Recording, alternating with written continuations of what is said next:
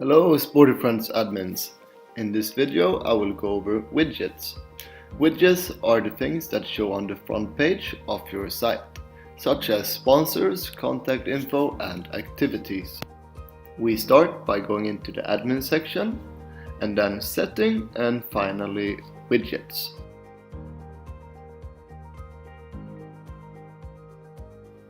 Here we can see all the different widgets.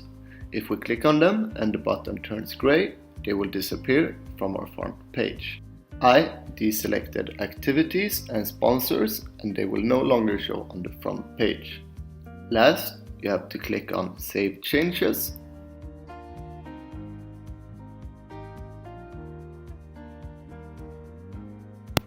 That was all about widgets. I hope you liked it.